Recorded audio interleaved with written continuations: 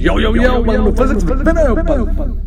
Hi, I'm Vinay Uppal and I'm back with the chapter on capacitance. आज हम करने वाले हैं chapter of capacitance, start to end, सारा theory, सारे concepts, and as always, lots and lots of PYQs with every concept. So I hope you are as excited as I am to master this chapter. Let's go. Let's talk about what is a capacitor. So capacitor is a system of two conductors. कोई भी दो conductors है, एक पे charge plus Q है, एक पे charge minus Q है, ठीक है, दो कंडक्टर्स है, alright. This system is called a capacitor. यहाँ पे अगर मैं इलेक्ट्रिक फील्ड लाइंस की बात करूँ तो electric field lines are going to go from the positive charge to the negative charge, correct. We also know that electric field electric field lines travel from higher potential to lower potential. So this positively charged conductor will be at the higher potential. ये जो negatively charged conductor है that will be at the lower potential. ठीक है. So we define capacitance C as Q by V, where V is the potential difference. तो अगर मैं इसका V1 बोलूं और इसका potential V2 बोलूं, so capacitance is defined as the charge stored, positive charge stored per unit potential difference between the conductors. तो potential difference is defined as V1 minus V2. ठीक है, तो ये मेरा definition of capacitance है. Alright. Now we will calculate this capacitance for the most common capacitor that we encounter in our in this chapter, which is the parallel plate capacitor. तो मेरे पास ऐसे दो metal plates है,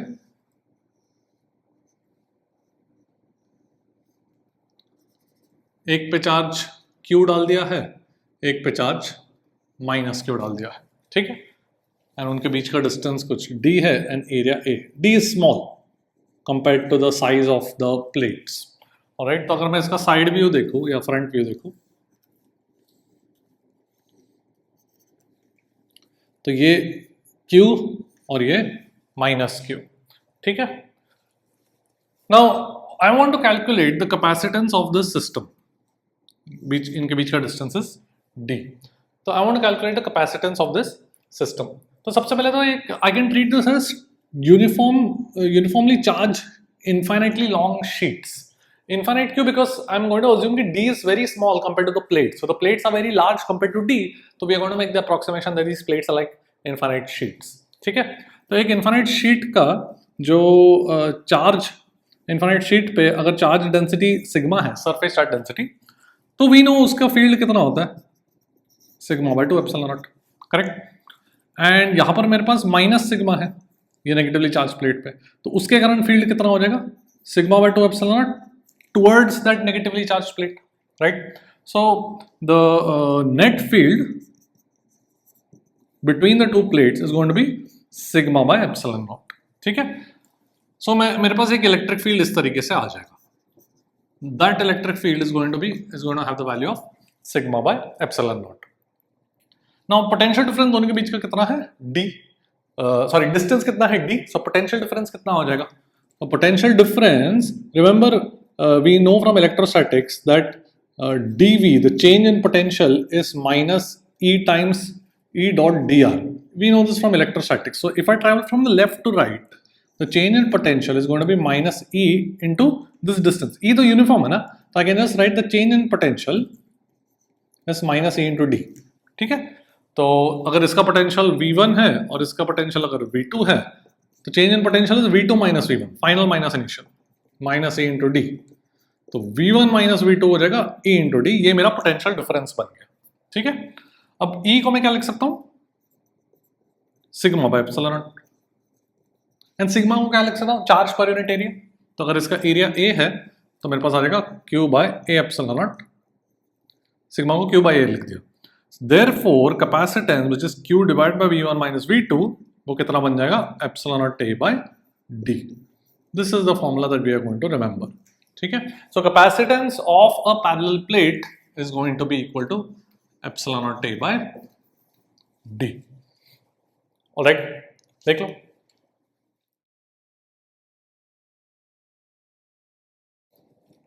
The capacitance we found out for a parallel plate capacitor. Distance D है, area A है, इसका side का area A है, ये वाला एरिया. कैपेसिटेंस कितना होता है? Epsilon naught A by D. Now one thing that we will remember as a fact is if you put charge q on this plate and minus q on this plate, charge distribute कैसे होता है? बाहर zero आता है and अंदर q and minus q आता है. ठीक है, you can we can always conclude this कि जो भी इस प्लेट हैज टू सरफेसेस है ना, तो जो इनर सरफेस है उस पर अगर चार्ज q है तो इस पे माइनस q होना चाहिए, because if I consider a Gaussian surface here, so this part of the Gaussian surface वहां पर इलेक्ट्रिक फील्ड जीरो है, बिकॉज कंडक्टर के अंदर है, कंडक्टर में इलेक्ट्रिक फील्ड जीरो होता है, यहां पर भी इलेक्ट्रिक फील्ड जीरो, तो फ्लक्स जीरो हो जाएगा, मतलब charge enclosed is zero. So therefore अगर इस पे अगर लेफ्ट सरफेस पे जो भी चार्ज है उसका नेगेटिव होना पड़ेगा राइट सरफेस पे. ठीक है, ये अपने को पता होना चाहिए. Alright, so हमेशा the faces of the plates that are facing each other, the surfaces that are facing each other will always have equal and opposite charge. Okay, अब पूरा चार्ज ये जो Q है वो अंदर की तरफ जाता है, थोड़ा भी बाहर नहीं रहता है, ये हम याद रखने वाले. ठीक है, we can prove this but we won't bother proving it, we will just remember it. Alright, so ultimately the distribution is going to be Q charge is here and minus Q is here, and 0 are on the outer surface of the plates, inner surface पे Q and minus Q. My electric field lines are going to be this way. ठीक है, अच्छा. Now capacitance का जो SI unit है उसको farad बोलते हैं. ठीक है, F से रिप्रेजेंट करेंगे. ऑलराइट, कैपेसिटेंस का SI unit is farads. Okay, now let's calculate the energy stored in a capacitor. तो सपोज मेरे पास ये एक प्लेट है जिस पे चार्ज Q डाला हुआ है एंड ये एक और प्लेट है. ठीक है, लेट्स से ये डिस्टेंस कुछ x है एंड सबसे पहले तो लेट्स कैलकुलेट, इस पे चार्ज Q है, इस पे माइनस Q है. Let's calculate the force by one plate on the other. एक प्लेट के कारण, only one surface, only one plate के कारण फील्ड कितना होगा? Sigma by 2 epsilon not. So the force on the other plate, so let's say force on the right plate would be the charge into sigma by 2 epsilon naught. The field by the left plate into the charge of the right plate will be the force on the right plate. Correct? मैं magnitude लिख रहा हूँ. इस पे force जो लगेगा वो तो left में होगा, attractive होगा force because positive negative charge. Magnitude मैंने लिखा. And sigma को मैं क्या लिख सकता हूँ? I can write sigma as Q by A, charge per unit area. तो ये बन जाएगा Q square by 2A epsilon naught. ठीक है, now if I displace this, so ये एक यूनिफॉर्म फोर्स है, right? So if I want to displace this right plate, suppose to the right, I have to apply an external force. So suppose I want to displace this right plate slowly, तो मुझे कितना external force लगाना पड़ेगा? Equal to the attractive force by the left plate. Correct, तो मेरा work done कितना हो जाएगा? Suppose initially plates were very close together, zero distance, and then left plate को fix रखकर right plate को हमने distance d तक ले लिया. तो मैंने कितना वर्क किया होगा इसको पुल करने में? एक्सटर्नल फोर्स लगा के कितना वर्क किया होगा? External force which is slowly pull कर रहा हूँ, which is equal to the internal force Q square by 2A epsilon naught into distance d. This is the work that I have done. So where will this work go? It will go into the potential energy stored in the capacitor. जो हम work करते हैं किसी system पे, that work gets stored in the energy of the system. ठीक है, so the energy stored in the system, potential energy of the capacitor is Q square divided by 2A epsilon naught d. ठीक है, but what is epsilon naught A by d? क्या है? Capacitance है, तो ये मेरा Q square by 2C बन जाएगा in terms of the capacitance. ये हम याद रखेंगे. So energy stored in a capacitor is Q squared by 2C. Alright, यहाँ पर I can also use the fact that I know capacitance is defined as charge divided by the potential difference. So I can write Q equal to CV and I can substitute it here. So another form of potential energy क्या बनेगा मुझे? half CV square in terms of the potential difference. तो दोनों form अपने को पता होना चाहिए. ठीक है, ऑलराइट. सो कंक्लूजन यहाँ पर है, एक तो फोर्स पूछ सकते हैं क्वेश्चन में कि force by one plate on the other, वो ये फॉर्मूला होगा, याद रखना है तो रखो. So you should be able to do this, charge into field of the other plate. ठीक है, the other two formula that we have to remember is for the potential energy stored inside a capacitor. देख लो. Now how do we actually create the charges on the capacitor? मेरे पास ये जो parallel plate capacitor है, initially कोई charge नहीं है, suppose initially neutral है दोनों प्लेट्स, तो कैसे हम इस पे चार्ज क्यू और इस पे माइनस क्यू लगाएंगे? What we do is we connect it by a battery और अ सेल, ठीक है? सो ये मेरे पास स्विच है, ये मेरे पास बैटरी है. So let's just talk about the battery. तो बैटरी का EMF is E. What is EMF? EMF of the cell is basically the work done by the cell per unit charge that flows through it. तो जो charge उससे through जाएगा उस पर work कर रहा है, ठीक है? व्हाट डज इट मीन कि मेरे पास यहाँ पर जो बैटरी के दो टर्मिनल्स है, लेट्स से इसका पोटेंशियल V1 है और इसका पोटेंशियल V2 है, ठीक है? So what battery does is it will pick up charge, it will transfer charge from this plate. So let's say capital Q charge उस बैटरी ने इससे खींचा. बैटरी के अंदर कोई चार्ज स्टोर्ड नहीं है, ठीक है? It doesn't absorb charge, it doesn't supply charge, it only transfers from one terminal to another. तो उसका लोअर टर्मिनल जो है, lower voltage, lower potential terminal, वो किससे कनेक्टेड है? राइट वाले प्लेट से. तो राइट वाले प्लेट से क्यू चार्ज खींचा, ठीक है? तो this Q charge will flow through the battery and get deposited here. So all it is doing is just transferring charge, it doesn't produce charge, supply own charge, ऐसा नहीं है, ठीक है? तो कितना चार्ज गया? लेट्स से क्यू, बैटरी के through कितना गया? Q charge. तो work done by the battery कितना हो जाएगा? Work done by the cell कितना हो जाएगा? Charge work done by the cell would be equal to change in potential energy of the charge. जो मैं वर्क कर रहा हूँ, जो बैटरी वर्क करता है चार्ज पे, चार्ज का पोटेंशियल एनर्जी बढ़ेगा. तो कितना हो जाएगा? Q times V1 minus V2. इतना वर्क किसने किया? सेल ने किया, ठीक है? सो EMF कितना हो जाएगा? Work done by the cell per unit charge. So EMF is ultimately nothing but the potential difference across its terminals, between its terminals. ठीक है? So EMF का definition ये है, but उससे हमने mathematically क्या conclude किया कि it is equal to nothing but the potential difference between the two terminals of the cell. Okay. Alright. तो मेरे पास क्या बन गया? The battery has transferred, battery या cell, battery is just a collection of cells, you can assume. Physics में battery cell interchangeably word use करेंगे. So this cell has transferred Q charge from the right plate to the left plate. तो यहाँ पे Q charge आ जाएगा और यहाँ पे बचेगा minus Q. Initially neutral थे.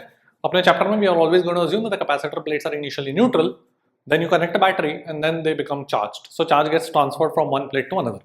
तो इनिशियली इस पे जीरो चार्ज था, क्यू चार्ज निकला, मतलब क्यू चार्ज मतलब माइनस क्यू यहाँ पे बच गया और यहाँ पे क्यू आर, ठीक है? एंड इसका EMF E. So now can I say कि ये मेटल वायर है, ठीक है? So we know conductors are equipotential. क्यों? क्योंकि कंडक्टर के अंदर इलेक्ट्रिक फील्ड जीरो होता है, अपने को इलेक्ट्रोस्टैटिक चैप्टर से पता है.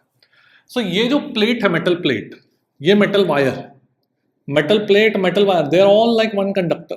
So it is connected to this terminal of the cell. इसका पोटेंशियल कितना है?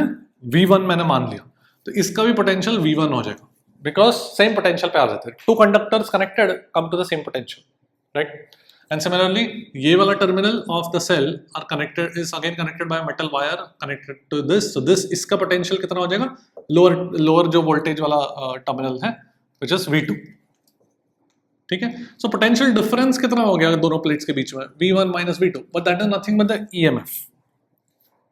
Okay, so I know capacitance is defined as Q divided by V1 minus V2. So Q का वैल्यू आ जाएगा C times EMF. So what is EMF of a cell? Work done by the cell per unit charge, but mathematically it comes out to be potential difference between the two terminals of the cell. And therefore, if you connect a battery across a capacitor, immediately I can write the charge on the positive plate as capacitance of the capacitor times the EMF of the cell. Directly मैं लिख सकता हूँ, ठीक है? ये सब मैंने explain करने के लिए किया, बट अभी से अपने को पता है कि अगर मैं if I connect cell across capacitor, immediately I can write the charge on the positive plate as capacitance into EMF of the cell. ठीक है? वैसे EMF का फुल फॉर्म क्या होता है? Electromotive force, but it is a name given by our ancestors, जिनको तभी उतना नॉलेज नहीं था, तो उन्होंने फोर्स नाम दे दिया, but it is not a force. Okay, alright, देख लो. सर्किट में हम रिप्रेजेंट करते हैं कैपेसिटर को इस तरीके से, just to parallelize representing the two plates you can say of the capacitor. ठीक है, now let's consider capacitors in series. So what I'm doing is I'm considering two capacitors, then I'm going to connect it to a battery of EMF E. ठीक है, let's say इसका capacitance C1 है, इसका capacitance C2 है. So what happens is, series का मतलब क्या है? सबसे पहले तो what is going to happen, अगर ऐसा दो कैपेसिटर कनेक्ट किया है एंड देन यहाँ पे स्विच है, मैंने स्विच को बंद किया, तो what is going to happen? Like I said initially we are going to assume these plates are all neutral. Now you connected the cell across the two capacitors, तो what is the cell going to do? It is going to bring charge, it is going to transfer some charge Q. इसके ऐसे ऐसे जाएगा, through the battery जाएगा and then यहाँ पर deposit हो जाएगा. ठीक है, ये इतना हो गया. बट नाउ यहां से Q चार्ज निकला तो यहां पे कितना बचेगा? -Q बचेगा, correct. But now we already know कि इस पैरेलल प्लेट में अगर एक सरफेस पे Q है तो उसका फेसिंग सरफेस पे नेगेटिव इंड्यूस हो जाना चाहिए, नेगेटिव आ जाएगा, राइट. तो यहाँ पे -Q आ गया. अब -Q आ गया मतलब क्या? मतलब it can not just magically appear. -Q आया मतलब ये प्लेट न्यूट्रल था, अब -Q है मतलब Q चार्ज निकला. तो Q चार्ज कहाँ पे गया? यहाँ पे गया होगा वायर के थ्रू, तो इस पे डिपॉजिट हुआ होगा, which is exactly what we expect, because -Q यहाँ पर था तो वी कुड हैव डिड्यूस कि यहाँ पे Q आना चाहिए. कहाँ से आया होगा? इस प्लेट से आया होगा. सो इट ऑल फिट्स एकदम, it just makes sense. Okay, so what has happened is charge Q has been pulled from this plate, it has travelled through the battery, deposited on this plate. उसका induce -Q मतलब यहाँ से Q charge निकला और इस पे Q, and as expected Q and -Q are negative of each other. All right, so this is what a series. Series is कि दो capacitors, उनका एक प्लेट कनेक्टेड है directly through a wire and they have the same charge. All right, तो let's how do we calculate this charge? तो इसके लिए अपने पास direct formula है कि दो capacitors in series can be just replaced by a single capacitor. ये C1, ये C2, given by the formula 1 by C equivalent is 1 by C1 plus 1 by C2. ये अपन याद रखने वाले. ठीक है, और I can also right C equivalent as C1 C2 by C1 plus C2. ठीक है, तीन कैपेसिटर होंगे तो +1 by C3 आ जाएगा and so on. So ultimately I can replace these two capacitors by a single capacitance of C equivalent. तो ये C equivalent क्या करता है? What does this mean that I'm replacing it by a single capacitance? Basically the same charge will flow in both the circuits. So I'm replacing this, मतलब the same charge will be transferred through the cell. Okay, तो यहाँ पे Q charge, यहाँ पे -Q. और अभी एक capacitor को सेल के अगेंस्ट सेल के अक्रॉस कनेक्ट किया तो उसका तो चार्ज मुझे पता है कितना होता है, C equivalent into E, capacitance into EMF, correct? So therefore the charge that flows in this original circuit is going to be the same as this, which is going to be C1 C2 E divided by C1 plus C2. ठीक है, all right, देख लो. Let's talk about capacitors in parallel. So parallel का मतलब है that the capacitors are across the same potential difference. मतलब दो capacitors है C1 and C2, उसके left plate, दोनों का left plate को अगर मैंने connect कर दिया तो if you connect it by a metal wire then both the plates will be at the same potential, and similarly I connect the right plates by a metal wire, so both these right plates are also at the same potential. Therefore the potential difference across both these capacitors are same. तो इसका मतलब that is the definition, वो definition है of capacitors in parallel. ठीक है, so both these capacitors are in parallel. अब अगर मैं इसको एक बैटरी से कनेक्ट करूं EMF E का, तो the left plate of the capacitance is at the same potential also as the left terminal of the battery, and the right plate of both capacitors are at the same potential as the lower terminal of the battery. तो दोनों के across the potential difference is E, this EMF. सो यहाँ पर charge कितना हो जाएगा? Q1 equal to C1E, यहाँ पर चार्ज हो जाएगा -C1E, यहाँ पर चार्ज हो जाएगा C2E, यहाँ पर -C2E, correct. So total charge through the battery कितना आ गया? When we close this switch, initially plates neutral थे, टोटल चार्ज जो यहाँ पे जाएगा वो ऐसे स्प्लिट हो जाएगा, तो ऊपर C1E गया और नीचे C2E, तो टोटल चार्ज कितना गया? C1 plus C2 times E. ठीक है. Now I want to replace these two capacitors by a single capacitance of C equivalent which will produce the same charge through the battery. तो कितना charge जा रहा है यहाँ पर C equivalent into E. तो दोनों को इक्वेट करके मुझे क्या मिला? C equivalent is C1 plus C2. Alright, so this is what we are going to remember. We can replace two or even more. अगर एक और कैपेसिटर होगा तो यहाँ पे plus C3 आ जाएगा. ठीक है. So I can replace capacitors in parallel by an equivalent capacitance जिसका फॉर्मूला C1 plus C2 है. सीरीज में रेसिप्रोकल्स ऐड करते हैं. ओके, ये अपने को याद रखना. देख लो.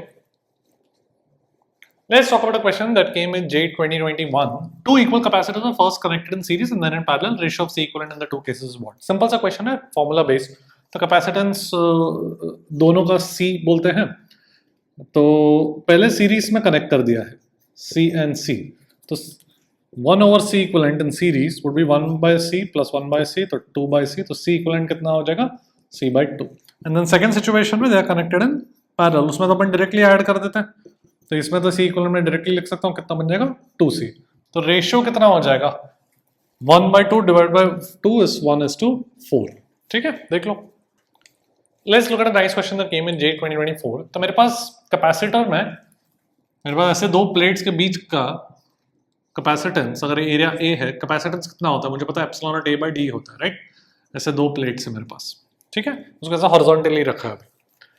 तो यहां पर मेरे पास क्या है, एक प्लेट है जो इस तरीके से बना हुआ है स्टेयर्स की तरह, एंड दूसरा प्लेट फ्लैट. तो I can basically treat this as 3 capacitors. सोचो, इसका डिस्टेंस D है, इसका 2D है और इसका 3D. ऑलराइट, तो लेट्स से यहाँ पे जो डॉटेड लाइन बना, तो मेरे पास एक capacitance C1, C2, C3. C1 का वैल्यू कितना हो जाएगा, एरिया इसका A/3 है. So epsilon not A/3 divide by D, epsilon not A/3D. C2 कितना हो जाएगा, epsilon not A/3 divided by 2D, तो epsilon not A/6D. And C3 would be epsilon not A/3 divided by, ये distance अभी कितना है 3D, so epsilon not A/9D. ठीक है. Now these 3 capacitors are in parallel because ये दो plates जो है, एक ऐसा है, this entire is one plate, so it is equipotential. मतलब उसका पोटेंशियल कुछ V1 बोलता हूँ, एंड एक और प्लेट है V2. so C1 का upper plate is at V1 and lower plate is at V2. C2 का upper plate is at V1, lower plate is at V2. C3 का upper plate is at V1, lower plate is at V2. इसका मतलब C1, C2, C3 are all have the same potential difference, मतलब they are in parallel. ठीक है. सो equivalent capacitance कितना हो जाएगा, that will simply be C1 plus C2 plus C3.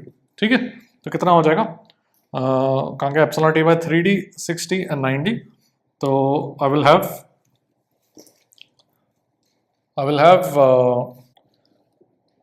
नीचे 18 आ जाएगा कॉमन. ठीक है. तो ये 6 plus 3 plus 2. ठीक है. तो ये बन जाएगा 11 और हाँ epsilon naught A. So 11 epsilon naught A by 18D. Alright, देख लो. Let's look at a question that came in J 2023. ऐसा सिस्टम ऑफ कैपेसिटर्स दिया हुआ है. Every capacitance has the same value of C and I want to find the equivalent capacitance across A and B. ठीक है. तो यहाँ पर सबसे पहले तो अगर मैं इस कैपेसिटर को देखूं, ये जो पॉइंट है, अगर इसका पोटेंशियल X है सपोज, तो this is one equipotential wire, metal wire है. तो इस पॉइंट का भी पोटेंशियल X हो गया. तो इसके across the potential difference is 0, right. इसके अक्रॉस पोटेंशियल डिफरेंस 0 हो गया. दोनों सेम पोटेंशियल पर है प्लेट, मतलब उसमें चार्ज कितना जाएगा 0. I can basically remove that capacitance. ठीक है. Similarly same thing here, these two capacitance के across the potential is going to be, potential difference is going to be 0. I can just remove that. Alright, वो हटा दो क्योंकि उनमें कोई charge जाएगा ही नहीं, तो उसका कुछ यूज नहीं. तो अल्टीमेटली ये हटा दिया, बचेगा ये मेरा circuit. Now it's very simple, these are just 2 capacitors in parallel. Answer कितना हो जाएगा 2C, C1 plus C2. Right, देख लो. Let's look at a question that came in J 2022. तो मेरे पास ऐसे 6 कैपेसिटर्स है 8 माइक्रोफैराड्स का, एंड यू हैव ऐसे wires connected, and I want to find the equivalent capacitance across A and B. तो ये दिखने में शायद फर्स्ट टाइम देख के डर जाओगे कि इतने सारे कैपेसिटेंस है और कॉम्प्लिकेटेड दिख रहा है, बट जनरली ऐसे क्वेश्चंस काफी स्ट्रेट फॉरवर्ड होते हैं. You just have to figure out the potentials at each point. For example ये दोनों, तो सबसे पहले तो सीरीज पैरेलल है क्या वो देखना। तो ये दोनों कैपेसिटर सीरीज में है, करेक्ट। अब इस सीरीज कैपेसिटेंस जो इक्विवेलेंट कॉम्बिनेशन उसके अक्रॉस एक इक्विपोटेंशियल वायर है, तो इसके across the potential difference is 0, तो ये पूरा हट जाएगा, just replace it by a single wire, ठीक है। अब यहां पर देखते हैं, सो लेट्स से कि इसका कुछ पोटेंशियल, लेट्स से, अब मुझे ये ऑब्वियस नहीं दिख रही है एग्जैक्टली क्या है, इसका कुछ पोटेंशियल कुछ x बोलते हैं, तो इस चीज का भी पोटेंशियल x बन जाएगा, right. This is the same thing as terminal A। ये टर्मिनल A है उसका जो पोटेंशियल है वही इस पूरे वायर के अक्रॉस होगा, तो वही इस पॉइंट पे भी होगा, राइट, है कि नहीं। तो let's call this C1, C2 and C3, ठीक है। तो C1 is across what? A and X. C1 is across A and X. C2 is also across A and X. C3 is also across A and X. इसका मतलब तीनों क्या बन गए? Parallel में बन गए, ठीक है। एंड देन X के साथ क्या क्या कनेक्टेड है? ये C4, which is across X and B, ठीक है। सो A एंड X के अक्रॉस C1, C2, C3 ये दिख नहीं रहा पैरेलल है, बट एक्चुअली पैरेलल है, बिकॉज पैरेलल का डेफिनेशन क्या है? It's not just in looks, parallel मतलब they need to have the same potential difference across them, which is exactly what is happening here, right? So these three are in parallel and then this combination is connected in series with C4, ठीक है। अब तो simple है, अब सबका capacitance equally है। Late से कि हर एक का कैपेसिटेंस C है, बाद में मैं ऐड कर दूंगा, मतलब बाद में C को सब्स्टिट्यूट कर देंगे 8, तो C कितना बन जाएगा? 3C, correct. 3C and C are in series, तो उसका C इक्विवेलेंट कितना बन जाएगा? C1 C2 divide by C1 plus C2, ये बन जाएगा 3C/4, और अभी सब्स्टिट्यूट करते हैं C का वैल्यू 8 माइक्रोफैराड दिया हुआ है, माइक्रो मतलब 10⁻⁻⁶, ओके, तो ये बन जाएगा 6 microfarad, that is your answer, alright. तो ये देख के डरना नहीं है, इसको अपन ने रिक्रिएट किया ऐसा पैरेलल कॉम्बिनेशन, देख लो। Let's do a question that came in JEE 2019। यहाँ पर मेरे पास कितने कैपेसिटर्स है? 4 कैपेसिटर्स ऐसे कनेक्टेड है एंड एक बैटरी है। Find the charge on the 4 microfarad capacitor, ठीक है। तो we learned how to calculate equivalent capacitances, but let's use that knowledge now to solve questions like this जहां पर हमें चार्ज पूछा जाता है। So यहाँ पर I have 4 माइक्रोफैराड जिस पर मुझे चार्ज निकालना है। तो जब चार्ज पूछते हैं तो it's always the positive charge that we report. Charge of a capacitor मतलब it's understood we are talking about the positive charge, ठीक है। तो सबसे पहले तो is there any series parallel here? Yes, ये दोनों क्या है? पैरेलल में है, तो 1 + 5 6 में कंबाइन कर दूं, तो 4 माइक्रोफैराड एंड 6 माइक्रोफैराड, ये 3 माइक्रोफैराड और ये 10 वोल्ट, ठीक है। अभी क्या पूछा गया? Find the charge on the 4 microfarad. Now अगर मैं इन दोनों को कंबाइन करूं, ये दोनों सीरीज में ना, तो इनका C इक्विवेलेंट कितना हो जाएगा? 1/C इक्विवेलेंट वुड बी 1/4 + 1/6, ठीक है। तो इसको मैं 3 + 2 डिवाइड बाय 12, तो C इक्विवेलेंट बन जाएगा 12/5 माइक्रोफैराड, राइट। तो मेरे पास आ जाएगा 12/5 माइक्रोफैराड एंड ये 3 माइक्रोफैराड एंड ये 10 वोल्ट। ऐसा मैं बना सकता हूँ circuit diagram, I have replaced these two by 12/5, ठीक है।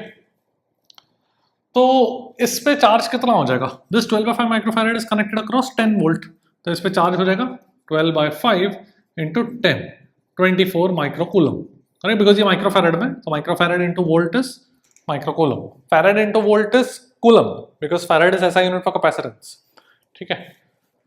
अब ये जो 12/5 माइक्रोफैराड पे जो चार्ज आया वो एक्चुअली यही दोनों पे चार्ज होगा ना। वी सॉ इन सीरीज में, याद है हमने देखा था, ये सीरीज में यहाँ पे Q है -Q, ये Q, ये -Q, and then you replace it by a single capacitance equivalent, उस पर भी चार्ज Q। तो जो इक्विवेलेंट कैपेसिटेंस पे चार्ज आता है वही वो इंडिविजुअल 2 कैपेसिटेंस जो सीरीज में है उन पे भी सेम चार्ज आता है।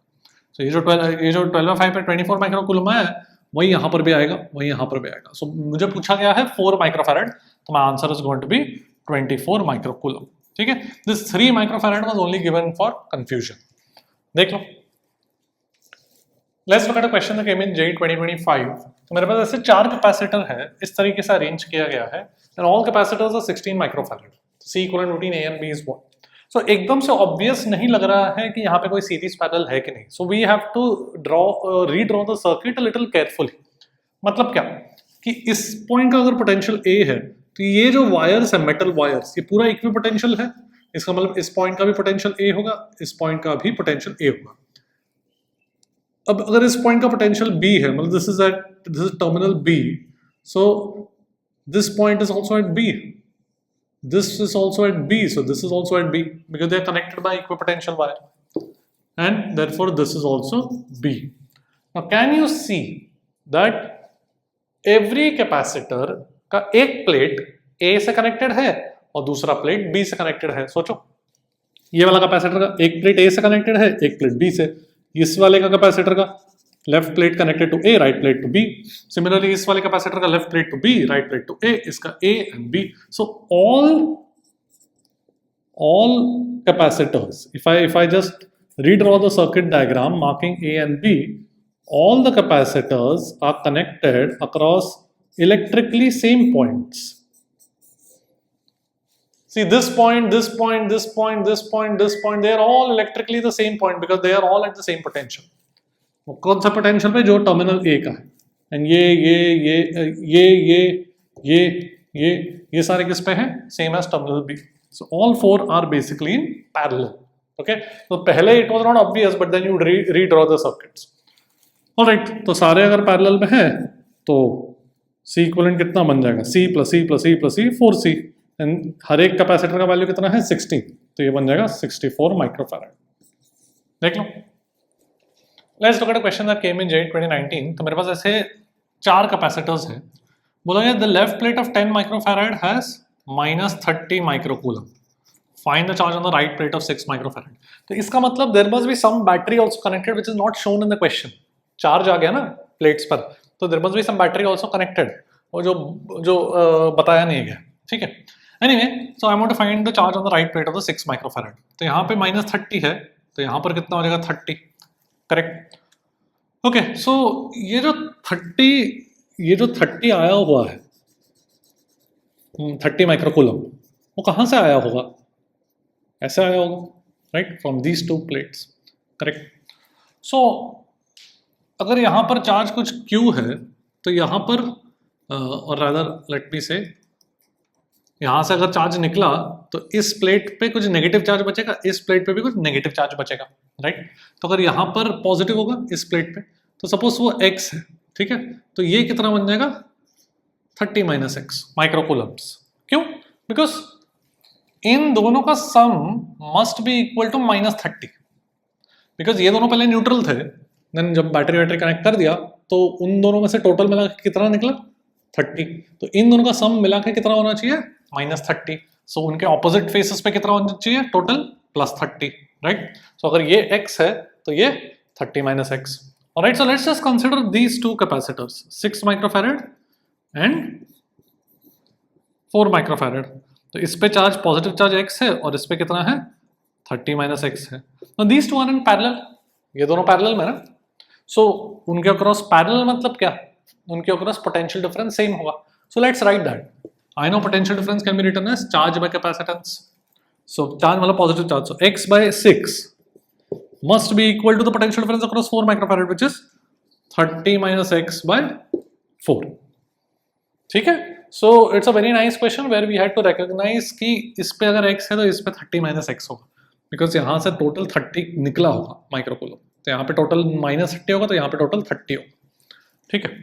And then I've used the fact that they are in parallel.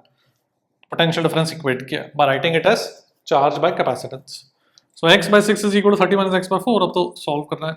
So I'll have 2X by 3 is equal to 30 - X, मतलब 5X by 3 equal to 30. तो X का वैल्यू 18 माइक्रोकूलम आ जाएगा। ठीक है? And that is what I want. I want to find the charge on the right plate of the 6 microfarad. Alright, so it's a very nice question. अच्छे से समझो, फिर आगे बढ़ते हैं। Now let's look at the concept of Wheatstone bridge. तो यहाँ पर Wheatstone bridge is a name given to this kind of a circuit जहाँ पे कितने capacitors है मेरे पास 5, C1, C2, C3, C4 and C5. Alright? तो it should be obvious यहाँ पे कोई series parallel नहीं है. Okay? C1, C3 series में नहीं है because the charge cannot flow directly from C1 to C3. There is a junction here. Alright? And of course C1, C2 parallel में नहीं है because there is a C5 here. So if C1 by C2 का ratio is equal to C3 by C4 का ratio, then we get a very useful result that there is no charge that appears on C5. तो ये बीच वाला जो capacitor है उसमें कोई charge appear नहीं करता है under the condition C1 by C2 is equal to C3 by C4. So in that case, I can simply remove C5 क्योंकि वहां पे कोई चार्ज जा ही नहीं रहा है. So now it becomes a series parallel question कि यहाँ पे मेरे पास C1 C3 सीरीज में हो गया, C2 C4 सीरीज में हो गया, उनका कॉम्बिनेशन पैरेलल में हो गया. Okay, so this type of a question is more common in current electricity chapter. वहां पर रेजिस्टर्स वगैरह के साथ व्हीटस्टोन ब्रिज का कॉन्सेप्ट ज्यादा कॉमन है, उस पर ज्यादा क्वेश्चंस आते हैं वहां पर. जेईई मेंस में जनरली कैपेसिटर में नहीं आता but they can ask you. Okay, so we'll do an example किस तरीके से क्वेश्चन आ सकता है इस व्हीटस्टोन ब्रिज पे. ओके, पहले देख लो. So let's do a simple type of question that can come in the concept of Wheatstone bridge. Suppose मेरे पास ऐसे 5 कैपेसिटर्स है. Let's say इसको 2 माइक्रोफैरेड दे दिया, इसको 1 माइक्रोफैरेड दे रहा हूँ मैं, इसको let's say 6 माइक्रोफैरेड दे रहा हूँ एंड इसको 3 माइक्रोफैरेड देता हूँ. ठीक है, एंड C5 का value doesn't matter to us because I want to find the C equivalent across A and B. Okay, and now can you see that this is a Wheatstone bridge with the condition being obeyed that 2 by 1 is equal to 6 by 3. The ratio 2 divided by 1 is equal to 6 divided by 3. Right? इसका मतलब C5 को हम हटा सकते हैं. Okay, so ये मेरे पास बन जाएगा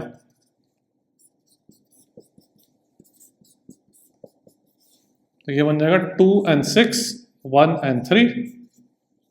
2 and 6 सीरीज कॉम्बिनेशन की तरह बन जाएगा. 2 into 6 divided by 2 plus 6, correct. So 12 divided by 8 मतलब 3 by 2. तो ऊपर बन जाएगा 3 by 2 माइक्रोफैरेड और नीचे 1 and 3 का combination 1 into 3 C1 C2 divided by C1 plus C2 3 by 4. Alright, तो अब पैरेलल कॉम्बिनेशन क्या करना है, अपने को ऐड करना है. तो C equivalent would be 3 by 2 plus 3 by 4. तो 3 by 2 कॉमन ले लूँ तो मेरे पास आ जाएगा 1 plus 1 by 2. 3 by 2 into 3 by 2, this will be 9 by 4 microfarad. Okay, so इस तरीके से अपन इसको व्हीटस्टोन ब्रिज को अपन सॉल्व कर सकते हैं. तो ऐसे टाइप का अगर क्वेश्चन आया तो सिंपल क्वेश्चन आएगा. जनरली करंट इलेक्ट्रिसिटी चैप्टर में आता है but it can still be asked in capacitance chapter. देख लो. नेक्स्ट वाला question that came in JEE 2022. एक ऐसा क्वेश्चन करते हैं जिसमें एनर्जी इन्वॉल्वड है. So if the charge on a capacitor is increase by 2 coulomb the energy increases by 44%. Find the original charge on the capacitor. तो energy का क्या formula था मेरे पास, Q² by 2C. Correct. So charge को मैंने 2 coulomb से बढ़ा दिया तो energy increases by 44%. So the new energy would be U plus 44% of the old energy. This is my new energy. This entire thing should be equal to जो original charge था Q, अब वो Q plus 2 coulomb बन जाएगा. Right. So let's just let me write this as 144 by 100. U should be equal to Q plus 2 the whole square by 2C. ठीक है. तो 144 by 100 and U का value क्या है, Q² by 2C should be equal to Q plus 2 the whole square by 2C. Correct. So square root, ये 2C cancel कर square root ले लो तो 12 by 10 Q should be equal to Q plus 2. Right. सो मेरे पास आ जाएगा 1.2 Q is equal to Q plus 2. तो 0.2 Q is equal to 2, तो Q का वैल्यू 10 कूलम आ जाएगा. Alright, so original charge was 10 coulomb. देख लो. Let's look at a question that came in JEE 2024. Two capacitors have capacitance C. One is charged to potential V and the other to 2V. तो negative ends of both the connected together and same फिर positive ends को भी connect किया। तो मेरे पास ऐसे दो capacitor है, दोनों का वैल्यू C है, एक को पोटेंशियल V से चार्ज कर दिया, तो चार्ज टू पोटेंशियल V मतलब चार्ज कितना आ जाएगा CV। तो सपोज ये पॉजिटिव प्लेट है तो इस पे CV और दूसरे पे माइनस CV आ जाएगा, एंड दूसरा is charge to potential difference of 2V, तो इस पे 2CV and minus 2CV, then the negative plates are connected together, the positive plates are connected together. ठीक है, तो ऐसे स्विच को बंद कर देते। तो पूछा गया कि find the decrease in energy of the system. तो सबसे पहले तो charge will flow because they are at different potentials, charge will flow till the potential difference becomes equal because they are ultimately now in parallel, right?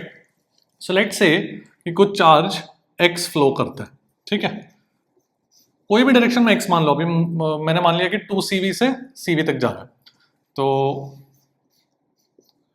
इस पे कितना charge आ जाएगा CV plus x और इस पे 2CV minus x, correct, x charge यहां से फ्लो किया एंड सिमिलरली उसका नेगेटिव दूसरे प्लेट्स पर होगा। Anyway so we will equate the potential difference. Potential difference को मैं क्या लिख सकता हूं, चार्ज बाय कैपेसिटेंस। सो इसके अक्रॉस पोटेंशियल डिफरेंस कितना हो जाएगा, CV plus x divided by C, should be इसके अक्रॉस पोटेंशियल डिफरेंस कितना हो जाएगा, 2CV minus x divided by C। ठीक है, तो सिंपल है, I will get 2x is equal to CV, तो x का वैल्यू क्या बन गया, CV बाय 2। ठीक है, सो x का वैल्यू क्या बन गया, CV बाय 2, एंड देयरफॉर अब जो न्यू चार्जेस है वो कितना बन जाएगा, what are the new charges, CV, this will become 3CV by 2, right, दोनों पे है कि नहीं। सो देयरफॉर पोटेंशियल डिफरेंस कितना हो गया, अब चार्ज 3CV बाय 2 है, कैपेसिटेंस C है, तो पोटेंशियल डिफरेंस कितना हो गया 3V by 2, because potential difference is charge divided by capacitance. So हो गया, now I can just write loss decrease in energy. तो इनिशियल एनर्जी कितना है, what is the initial energy, first one is charge to potential V, तो उसका मैं half CV square, remember this was the formula, plus the other one is charge to potential 2V, so half C into 2V का square, correct. तो ये बन जाएगा, this is 4CV square, तो 5CV square by 2, right, and final energy, final is half C into potential difference कितना है अभी 3V by 2, 3V by 2 का स्क्वायर, दोनों के लिए सेम ही, ऑलराइट, तो ये बन जाएगा 9CV स्क्वायर बाय 4। तो बस डिक्रीज कैलकुलेट करना है, तो मेरे पास डिक्रीज इधर कैलकुलेट करो, 5CV square by 2 minus 9CV square by 4, तो ये बन जाएगा CV square by 4, alright, that will be the loss in energy. Okay, देख लो, let's look at a question that came in JEE 2020. Two capacitors C and 2C are charged to potential difference V and 2V. They're connected in parallel such that the positive of one capacitor is connected to the negative of the other.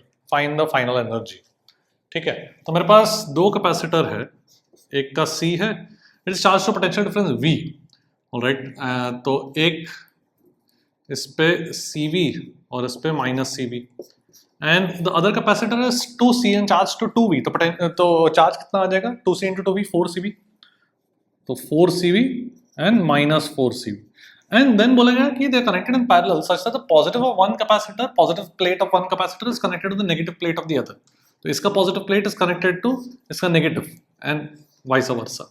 ठीक है, तो कुछ charge कुछ flow करेगा, ऐसे switch बंद करिए तो चार्ज फ्लो करेगा, find the final energy, alright. So let's say कुछ चार्ज ऐसे फ्लो करता है, I don't know, maybe it flows, मतलब अगर x नेगेटिव आया तो it may flow in the opposite direction, मैंने बस मान लिया x is flowing from this 4CV to minus CV, मान लिया मैंने, वो उल्टा भी मान सकते हो, ठीक है, एंड ऑफ कोर्स यहाँ पर भी x फ्लो करेगा, राइट। सो अल्टीमेटली चार्जेस कितना आ जाएगा, यहाँ पर आ जाएगा 4CV माइनस x और यहाँ पर आ जाएगा x minus CV, correct.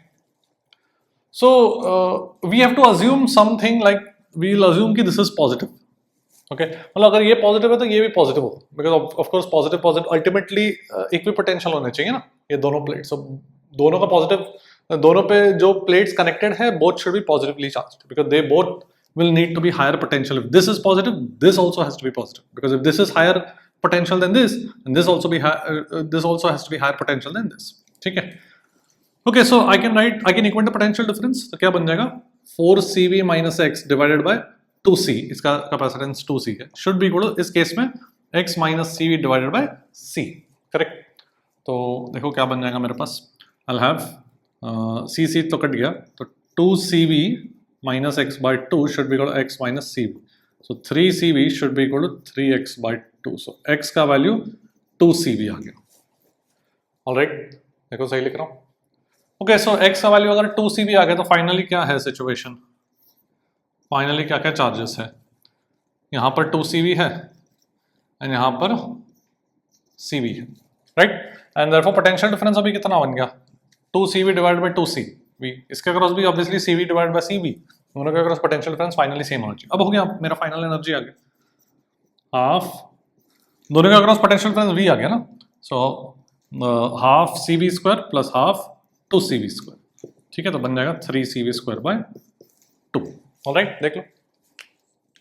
A 100 picofarad capacitor is charged to 60 volts and then the battery is disconnected. Another uncharged capacitor is connected to the first in parallel. If the final voltage across capacitors is 20 volts, capacitance कितना होगा ये पूछा गया है. Of the second uncharged capacitor का capacitance पूछा गया. Okay? तो मतलब क्या हो रहा है कि सबसे पहले 100 picofarad, pico मतलब 10 raised to minus 12 farad, ठीक है, pico मतलब 10 raised to minus 12. So 100 picofarad capacitor, let's call that C naught. तो C नॉट है इसका capacitance, is charge to 60 volts, तो इसका EMF, बैटरी का EMF E बोलता हूँ. ओके, तो कितना चार्ज आ जाएगा, C not E minus C not E, correct. अब another uncharge capacitor is connected to the first in parallel, ऐसे कनेक्ट कर दिया, ऐसे स्विच है and then you close it. इसका कैपेसिटेंस अननोन है. If the final voltage across capacitor, इसको close करने पे फाइनल वोल्टेज अक्रॉस कैपेसिटर्स कितना बन जाएगा, 20 वोल्ट्स, मतलब E नॉट E बाई 3. तो अभी कितना चार्ज आ जाएगा इधर, C not E by 3, C naught minus C not E by 3, correct. 20 is E by 3, मैं वेरिएबल्स में कर रहा हूँ and then later we'll substitute the value because the calculation will be a little easier. 160 अगर multiply करते बैठोगे उससे अच्छा थोड़ा वेरिएबल अज्यूम करके कर लो.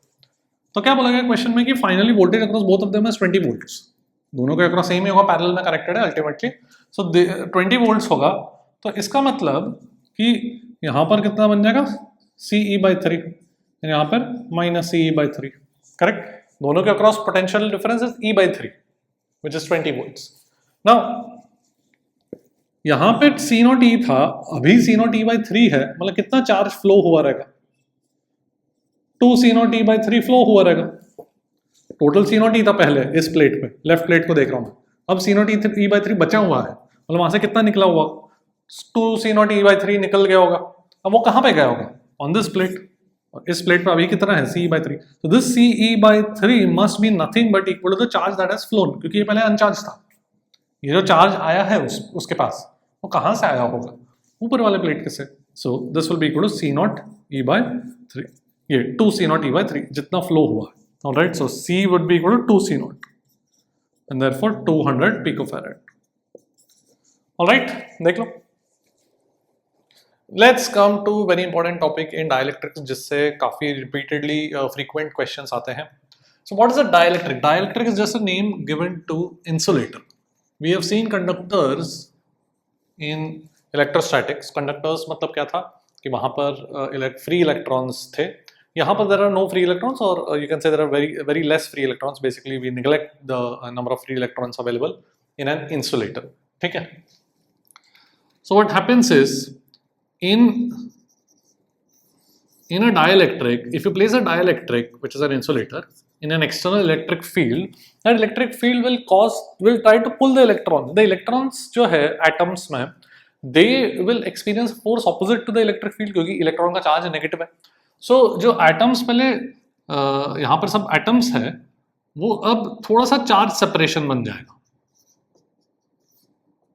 इस तरीके से चार्ज सेपरेशन हो जाएगा. क्यों? क्योंकि the electron cloud जो है atom के around, that will tend to get pulled towards the opposite direction to the electric field. ठीक है. So there will be some charge separation between the negative charge, the electron and the nucleus. Nucleus तो fixed है. All right.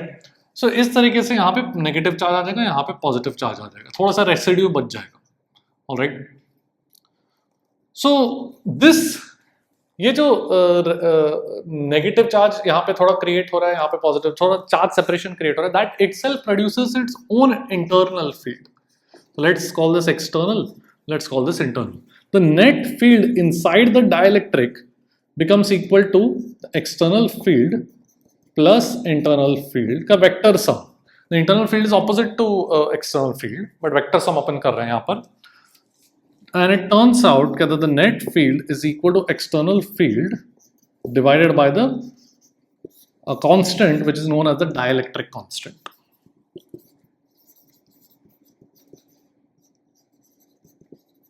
Also known as, इसको epsilon r से भी represent करते हैं, which is known as the relative permittivity of the medium. ठीक है, same ही चीज है, डाइलेक्ट्रिक कांस्टेंट, रिलेटिव परमिटिविटी सब सेम ही चीज है, बस अलग अलग सिंबल्स है जो अपने को पता होना चाहिए. ओके, सो यहाँ पर if I substitute this here, the external field divided by k would be equal to external, अभी मैं मैग्नीट्यूड्स लिख रहा हूँ, माइनस इंटरनल हो जाए, करेक्ट, बिकॉज इनका वेक्टर सम में दे रहे हैं opposite direction. So net field को मैं एक्सटर्नल बाय k लिख रहा हूँ. सो मेरा इंटरनल फील्ड कितना हो जाएगा, the internal field would be external into 1 - 1 by k. Alright, याद रखने की जरूरत नहीं है, यहाँ से निकल जाएगा. ये याद रखना है कि net field inside the dielectric is the external field divided by k, and k is always greater than 1. It's equal to 1 for vacuum, but it's always greater than 1 for other medium. ठीक है, all right. यहाँ पर let's talk about the effect on the electric field of a point charge placed in a dielectric. और फिर बाद में हम ये डायलेक्ट्रिक इस चैप्टर में क्यों करें, बाद में हम डायलेक्ट्रिक रखेंगे between the plates of a capacitor. Okay, देख लो. Now let's place a point charge here. ठीक है, तो at a distance r, I want to find the electric field in a dielectric medium of dielectric constant k. तो अब ये जो point charge, अगर dielectric नहीं होता तो इलेक्ट्रिक फील्ड कितना होता, 1/4 pi epsilon naught q divided by r square, correct. But because of the dielectric, this electric field will get reduced by a factor of k. ठीक है, let me actually just for now let me just use k की जगह epsilon r, because I know Coulomb's law में भी k use होता है, so I don't want to get confused between the two k, the two different k's. So instead let me just use epsilon r instead of k. Same ही चीज है. So we will divide this electric field by epsilon r. So this is my net field inside. So if I ask you what is the field produced by this point charge, it will still be only q by 4 pi epsilon naught r square. This is the net field because इस point charge के field के कारण ये वो electrons shift हो रहे हैं inside the dielectric, तो उनका भी इंटरनल फील्ड आ रहा है. ठीक है, and the resultant of this point charge and the internal field is this. Alright, तो इसको मैं इस तरीके से लिख सकता हूँ, 1/4 pi epsilon naught epsilon r q by r square, sometimes also written as 1/4 pi epsilon q by r square, where epsilon is epsilon naught into epsilon r, and this is given another name, simply permittivity of the medium.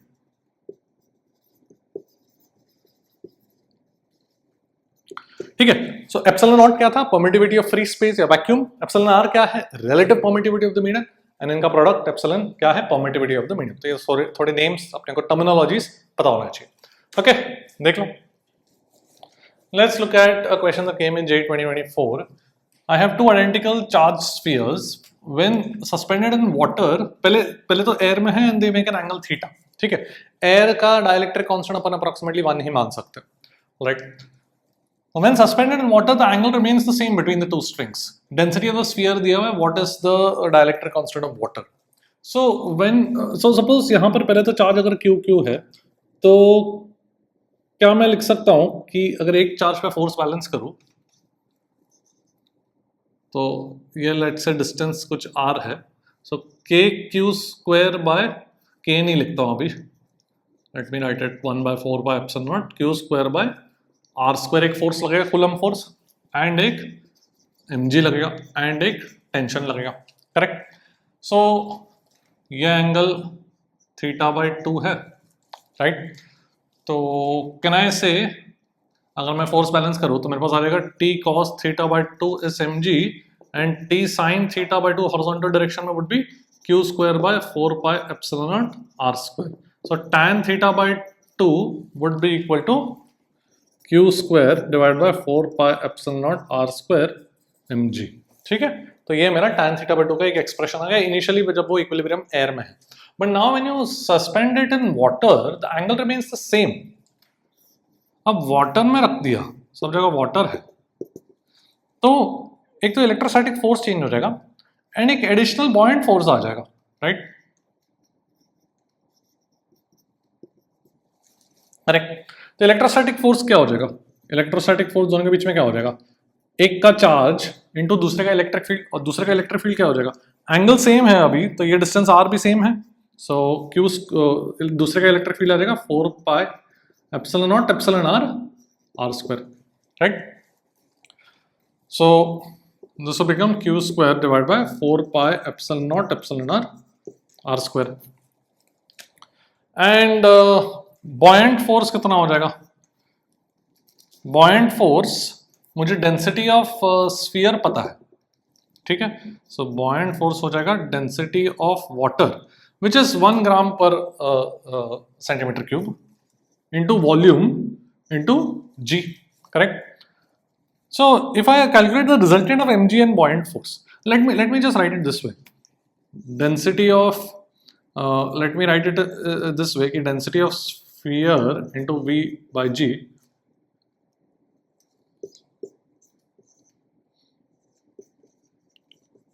I've just divided and multiplied by density of sphere, तो ये पूरा mg बन गया ना, correct? ये mg बन गया है ना. एंड डेंसिटी ऑफ वाटर कितना है? 1 gram per centimetre cube.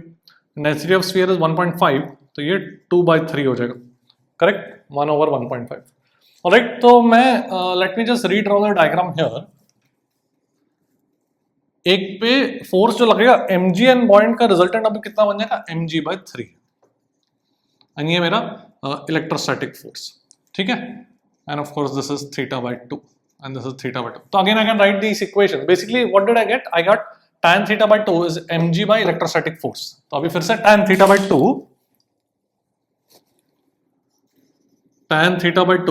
is the electrostatic force which is ये चीज q square by 4 pi epsilon naught epsilon r square divided by mg/3, right?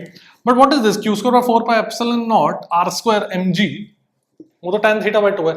इसका मतलब वो कट के मेरे पास बचेगा 1 is equal to 3 by epsilon r, तो epsilon r का वैल्यू आ जाएगा 3. Alright, it's a nice question which involves fluids also. Okay, तो वाटर का डाइलेक्ट्रिक कांस्टेंट मेरे पास आ गया, देख लो. Now let's look at what happens to the capacitance if we place a dielectric slab inside or between the plates of a capacitor. तो पूरा जो space है plates के बीच का, उसमें मैंने डाइलेक्ट्रिक भर दिया, ठीक है? ये मेरा प्लेट है,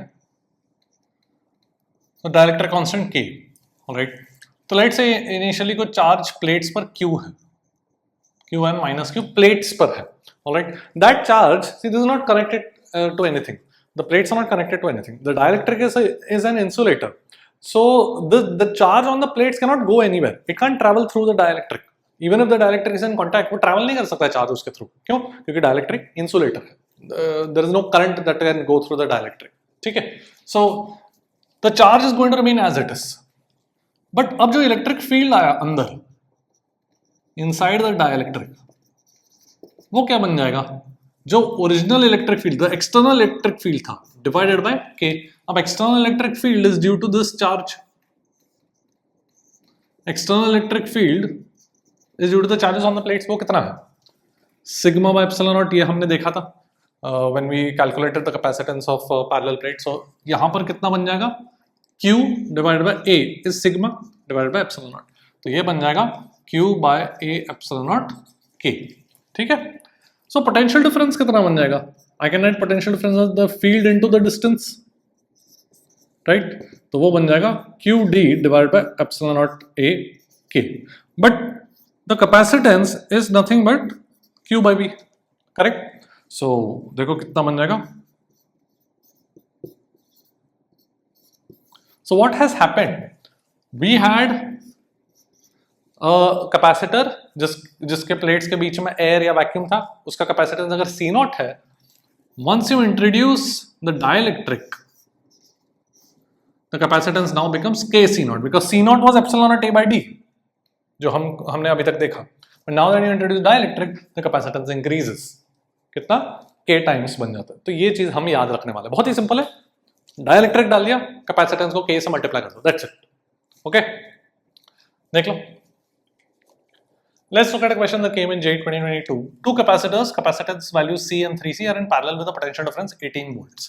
इसका मतलब मेरे पास एक कैपेसिटेंस C है और एक कैपेसिटेंस 3C है एंड 18 वोल्ट्स है. ठीक है, तो उसका वैल्यू मैं V बोलता हूँ, V नॉट बोल देता हूँ, पर V नॉट इज बाद में सब्स्टिट्यूट कर देंगे. V not is 18 volts. ठीक है. Now the battery is disconnected and capacitance C is filled with dielectric, उसका कांस्टेंट 9. मतलब अब ये बन जाएगा 9C, C के जगह 9C बन जाएगा डाइलेक्ट्रिक को भर के. ठीक है, एंड ये 3C. ऑलराइट. नाउ सबसे पहले यहाँ पे चार्ज कितना था? This was CV0 and this is 3CV0 because they are both across potential difference V0. Okay, so पूछा गया final potential difference कितना. So there will be some charge flowing in order to make the potential difference same again, because जैसे ही capacitance यहाँ पे बढ़ा दिया तो इसका पोटेंशियल और इसका पोटेंशियल सेम नहीं रहेंगे with the original charge. So charge will flow and ultimately potential difference has to be again equal because they are ultimately in parallel. ठीक है. So let's say कि final potential difference कुछ V है, तो यहाँ पे चार्ज कितना आ जाएगा 9CV और यहाँ पे कितना आ जाएगा 3CV. अब ये जो दो प्लेट्स है और ये दोनों जो प्लेट्स है, they are physically isolated from the rest. यहाँ पर मतलब कुछ charge can not get transferred through the dielectric और through air, right. So these two plates पे जो टोटल चार्ज है, जो फाइनल है, वो इनिशियल और फाइनल सेम ही होना चाहिए. सो इनिशियल कितना CV0 plus 3CV0, so 4CV0 should be equal to 9CV plus 3CV, right. So देखो क्या बन जाएगा. यहाँ से मेरे पास V का वैल्यू बन जाएगा V0 बाय 9 प्लस 3 12, सो V0 बाय 3, मतलब V0 का वैल्यू 18 वोल्ट्स, तो 6 volt. So my answer is 6. देख लो. Let's look at question that came in J 2025. मेरे पास ऐसे 3 कैपेसिटर्स है, इस तरीके से अरेंज किया गया है. तीनों का वैल्यू 5 माइक्रोफैराड दिया है. Now C1 is entirely filled with dielectric medium having dielectric constant of 4. तो अब इसका कैपेसिटेंस कितना बन जाएगा? 4 टाइम्स C1 बन जाएगा. तो अब C equivalent across A and B पूछा गया. So it's a straight forward question. You redraw the circuit. इसका कैपेसिटेंस अभी कितना बन जाएगा? 4 times C1, so 20 microfarad, and ये C2 is still 5 and C3 is 5. Okay, alright. तो अभी A एंड B के अक्रॉस मुझे C इक्विवेलेंट निकाल दो. सबसे पहले 20 and 5 are in series, right. तो कितना बन जाएगा? 20 into 5 divided by 20 plus 5, C1 C2 divided by C1 plus C2 would be the equivalent capacitance of 20 and 5. वो कितना बन जाएगा? 100 divided by 25, तो ये बन जाएगा 4 माइक्रोफैराड. तो ये बन गया 4 and 5 in parallel. 4 plus 5 equal to 9. So my answer is 9 microfarad. Simple. देख लो. Let's look at a question that came in J 2023. तो मेरे पास ऐसे दो प्लेट्स, अभी प्लेट्स को हॉरिजॉन्टली रखा हुआ है. जनरली हम वर्टिकल बनाते हैं, but don't get confuse, horizontally रखा हुआ है. ठीक है ना, एक डाइलेक्ट्रिक स्लैब रखा हुआ है, but it doesn't occupy the entire space. It has only thickness x. Dielectric constant 4 दिया हुआ है. The thickness between the plates is d. Now if x is equal to d by 3, then the capacitance of the system is 2 microfarads between the plates.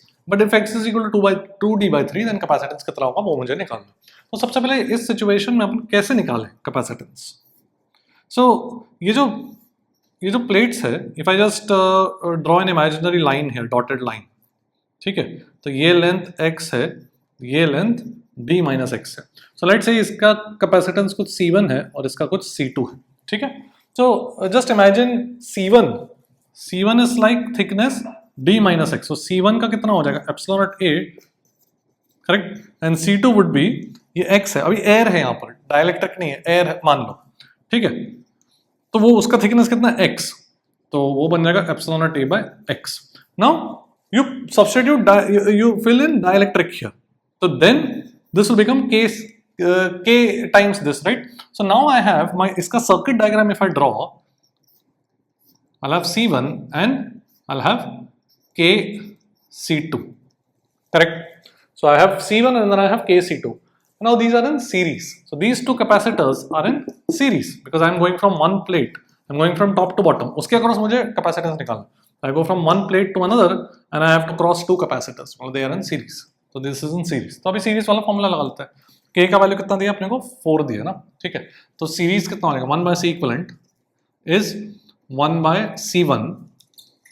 So 1 by C1 मतलब D minus X by epsilon naught A plus 1 by C2.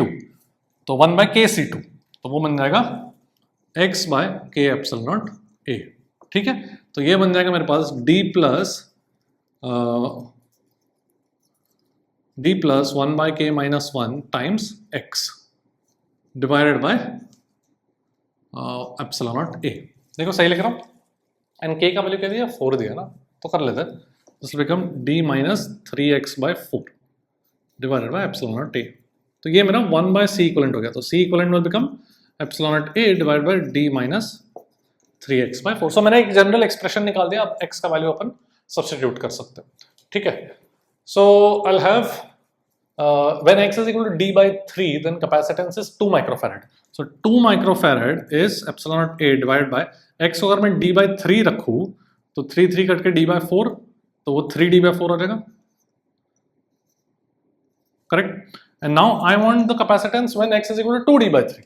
तो जब ये x का value 2D by 3 रखूँ तो 3 cut के D by 2, D minus D by 2 is D by 2, तो वो बन जाएगा 2 epsilon naught A by D.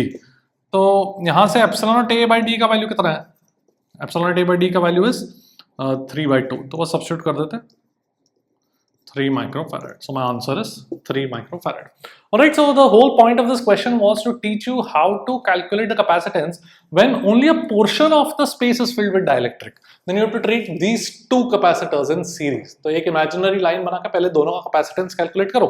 Then जहाँ पे dielectric भरा है उसको K से multiply कर दो C2 को जैसे, and then use the series formula. Okay, देख लो.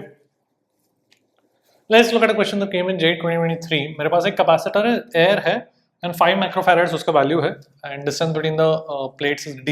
But now you insert a dielectric of distance of thickness D by 2. तो आधा air है, आधा dielectric, उसका dielectric value 1.5 है, and now the capacitance is what? That is the question. Okay.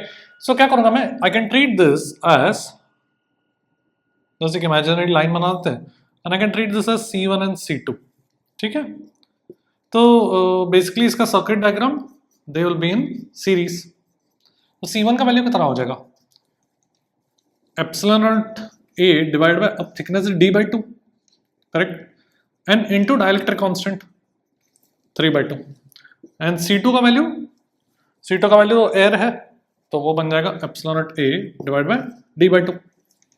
Thickness अभी D by 2 है ना इसका, ओके. तो and originally 5 microfarad उसको मैं C0 बोलता हूँ. This is equal to epsilon naught A by D. तो सब कुछ C0 के टर्म्स में लिख लेते हैं, ठीक है. तो ये बन जाएगा 3 C0 और ये बन जाएगा 2 C0. Simple. Therefore C equivalent series combination कितना हो जाएगा? 3 into 2 divided by 3 plus 2 तो 6 C0 by 5. एंड C0 का वैल्यू कितना दिया? C0 का वैल्यू तो 5. सो ये बन जाएगा 6 माइक्रोफैराड. सिंपल, ठीक है. देख लो. Let's look at a question that came in J 2022. तो मेरे पास ऐसा एक कैपेसिटर है और ये 100 वोल्ट बैटरी से कनेक्टेड है. अब इस कैपेसिटर में 2 डाइलेक्ट्रिक भर दिए, ठीक है. सो इस एक डाइलेक्ट्रिक है डाइलेक्ट्रिक कांस्टेंट 3 और दूसरा डाइलेक्ट्रिक कांस्टेंट 4. अलग अलग थिकनेस और दोनों के बीच में they are separated by conducting foil. Foil वाला कंडक्टिंग प्लेट, ठीक है. तो पूछा गया find the voltage of the foil. तो यहाँ पर ये मैंने ड्रॉ किया है. दिस इज अर्थ या ग्राउंडेड, मतलब वहाँ का पोटेंशियल 0 हो गया.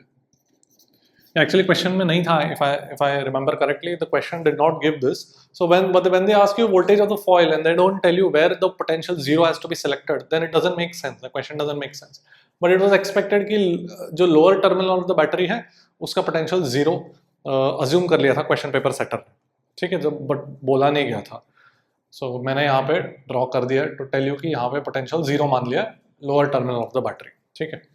That was supposed to be like guessed. Students को गेस करना पड़ा वो.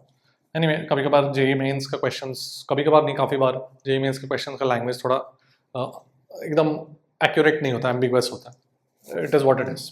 ठीक है, तो यहाँ पर मेरे पास दो डाइलेक्ट्रिक्स है, अब मुझे निकालना है इसका वोल्टेज। ठीक है, so what I can do is I can treat these two dielectrics as series.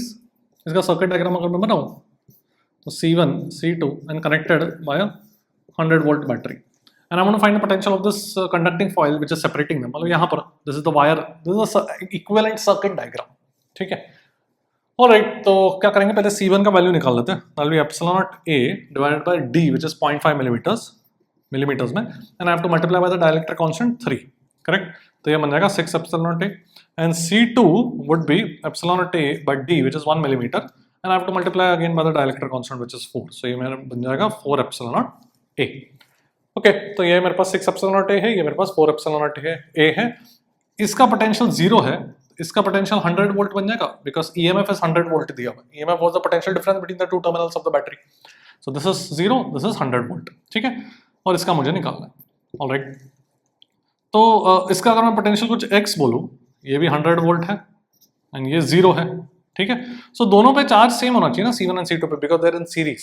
तो कितना पोटेंशियल, इस पे चार्ज कितना हो जाएगा, 100 माइनस x इंटू कैपेसिटेंस कितना है, 6 epsilon naught A, right. Charge is capacitance into potential difference should be equal to x minus 0 potential difference into C2, x into C2 is 4 epsilon naught A।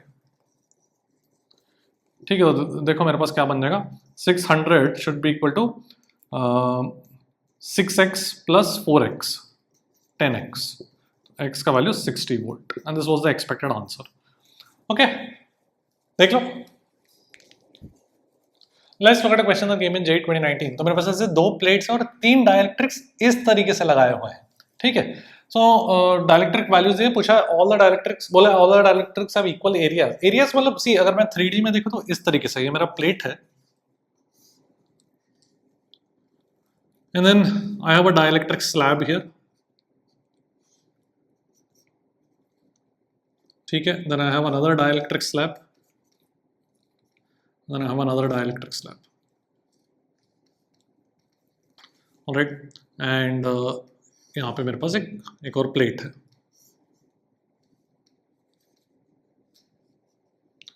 ठीक है, तो इस तरीके से I have my dielectric slabs in 3 dimensions। So area मतलब जैसे कि अगर मैं ये जस्ट डॉटेड लाइन करके बनाऊं तो ये एरिया एंड ये एरिया, ये एरिया मतलब अगर प्लेट का एरिया A है तो हर एक डाइलेक्ट्रिक का एरिया A/3 है, ये अंदर जाने वाला एरिया A/3 A/3 A/3। ठीक है, so the plates are horizontal, right. So can you see that this represents capacitors in parallel, because I can just imagine my capacitor to be made of, let's say original capacitor without the dielectric is C0, तो ये बन जाएगा C0/3 C0/3 C0/3, and all 3 capacitors are between the 2 plates, ये 2 plates के बीच में है। So all 3 capacitors have the same potential difference and therefore they are in parallel. वही डेफिनेशन था ना पैरेलल का, सेम पोटेंशियल डिफरेंस। सो मेरा सर्किट डायग्राम इस तरीके से हो जाएगा, C0/3 C0/3 C0/3 divide by 3 क्यों कर दिया, बिकॉज पैरेलल में और rather you can say capacitance proportional to the area, distance same है सबका एंड एरिया 1/3 हो गया कंपेयर टू दिस। एक कैपेसिटेंस, एक 1/3 सेक्शन का कैपेसिटेंस एंड ये पूरे का कैपेसिटेंस में जो फर्क है वो ये एरिया का है, विच इज 1/3 ऑफ दिस। बाकी डिस्टेंस D सेम है, दिस इज D एंड ये plate area is A, correct. उसका A/3 हो गया, तो एप्सिलॉन नॉट A/D होता है कैपेसिटेंस, A के प्रोपोर्शनल है, 1/3 हो गया तो कैपेसिटेंस C0 की जगह C0/3 इंडिविजुअल। अब तुमने डाइलेक्ट्रिक डाल दिया तो कैपेसिटेंस K1 से मल्टीप्लाई कर दो, K2 से मल्टीप्लाई कर दो, K3 से मल्टीप्लाई कर दो। ठीक है, तो इक्विवेलेंट कैपेसिटेंस कितना हो जाएगा, K1 C0/3 plus K2 C0/3 plus K3 C0/3। ये मेरा C इक्विवेलेंट हो गया। ऑलराइट, अब पूछा क्या गया, they are asking K equivalent. Equivalent dielectric constant का मतलब क्या, you want to replace all 3 by a single K equivalent which will produce the same equivalent capacitance. So this should be equal to K equivalent into C0। ठीक है, I want to replace this by one single equivalent dielectric slab such that it will produce the same capacitance as this. इसका capacitance कितना है? ये parallel में add कर दिया मैंने. But that should be equal to K equivalent into C naught. K equivalent देखो कितना आ जाएगा? K1 plus K2 plus K3 by 3. तो 10 plus 12 plus 14 by 3 12 बन गया. ठीक है? So calculation तो easy है, but I wanted to show you how to do such a question where you have the dielectrics placed in parallel. Okay, देख लो. Let's look at a question that came in J 2025. मेरे पास ऐसे दो plates हैं जिसमें दो dielectrics रखे हुए हैं. So एक कैपेसिटर है जिसमें दो डायलेक्ट्रिक्स रखे हुए हैं. Epsilon 1 and Epsilon 2 are the dielectric constants. तो पहले इस कॉन्फ़िगरेशन में रखा हुआ है capacitance C1 and then the configuration is changed. इस तरीके से रखा हुआ है Epsilon 1 and Epsilon 2 दो dielectrics and the capacitance is C2 and उनका रेशियो पूछा गया था क्वेश्चन में. Okay, so it's not a very difficult question. If we identify किस तरीके से कैपेसिटर्स किस सीरीज पैरेलल कैसे है कैपेसिटर्स, तो यहाँ पर अगर मैं पहले डायग्राम की बात करूँ तो can you see that I can treat it as some let's say CA and CB ऐसे. ठीक है, CA एंड CB कितना बन जाएगा इसका? अगर मैं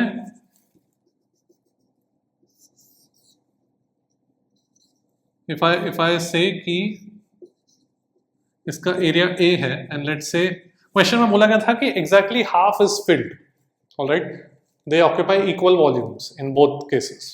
So इसका अगर डिस्टेंस में d/2 बोलूँ, इसका भी अगर डिस्टेंस में d/2 बोलूँ, पूरा डिस्टेंस d है, तो कैन आई से CA would be epsilon 1 times capacitance of this कितना बन जाएगा? epsilon naught A. चलो d डिस्टेंस बोल देता हूँ तो कैलकुलेशन ईजी हो जाएगा.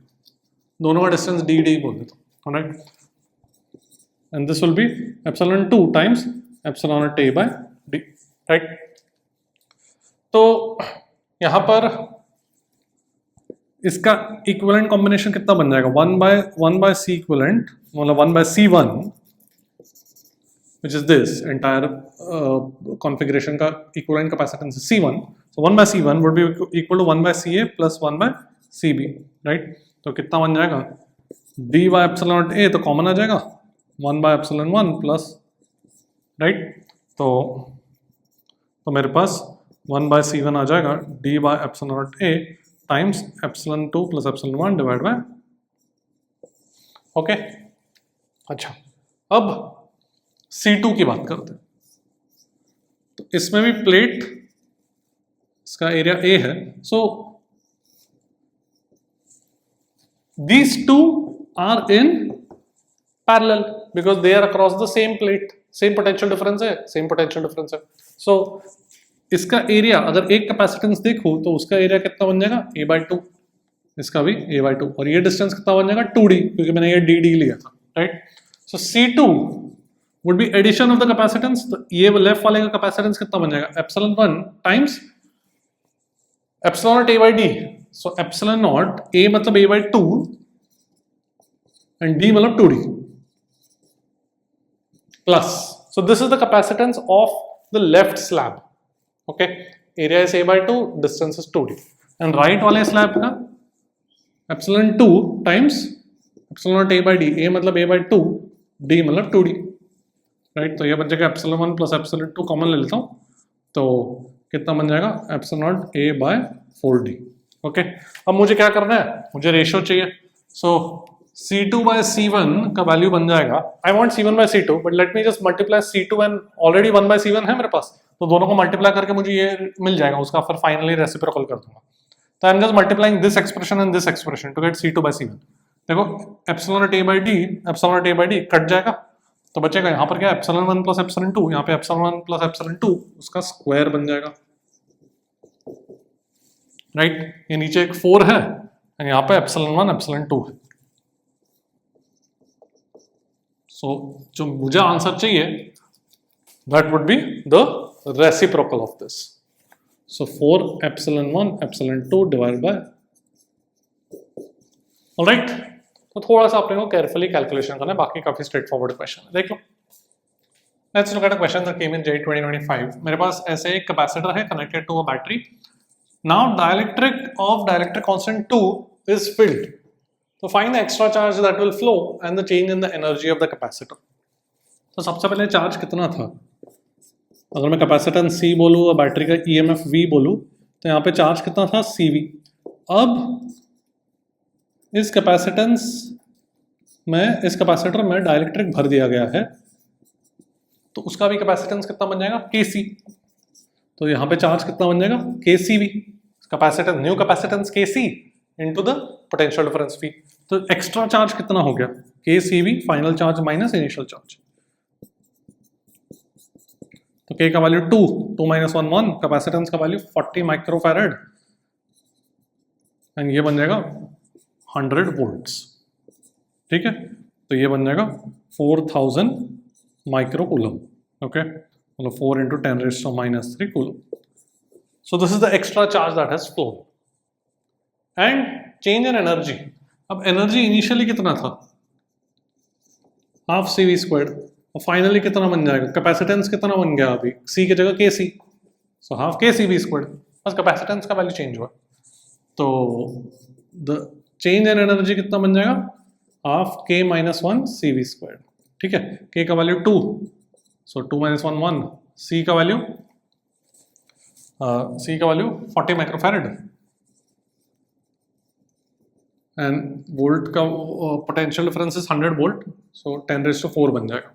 करेक्ट, तो ये बन जाएगा ये 2, दिस विल बिकम 10⁵, तो ये 0.2 बन जाएगा। Right, 10⁵ and 10⁻⁶। ओके, देख लो। Let's look a question that came in JEE 2021। तो मेरे पास एक कैपेसिटर है, उसमें डाइलेक्ट्रिक रख दिया हुआ है। अब कैपेसिटर प्लेट्स पे चार्ज QF एंड -QF है, also known as free charge, because they are free to move on the capacitor metal plates. But then there are charges that are induced in the dielectric, जैसे हमने पहले देखा था, जिसके कारण internal field create होता है, right? So यहाँ पे -QB और यहाँ पे QB, these are called bound charges because they can't actually move inside the insulator. It's just electrons that have been separated from the nucleus slightly because of the external field.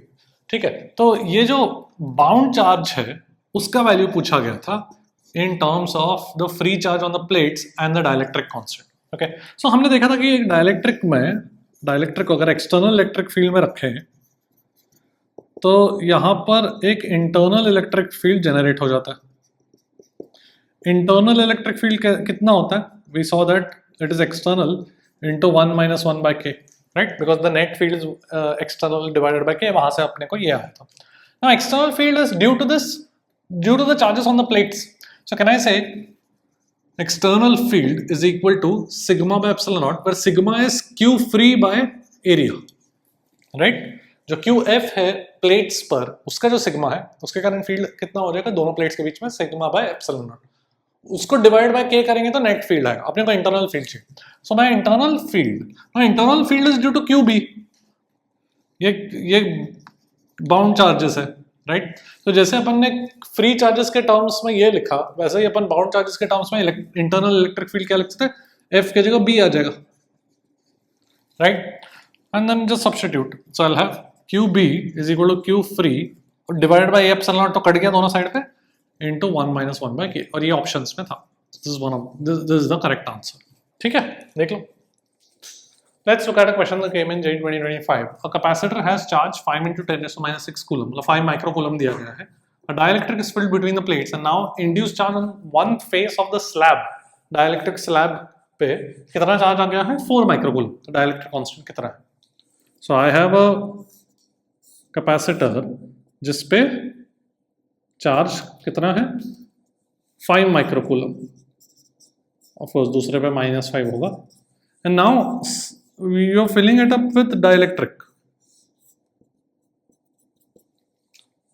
तो अब इस dielectric पे कितना charge आ रहा है, 4 microcoulomb, ठीक है, दूसरे पे -4 माइक्रोकूलम होगा।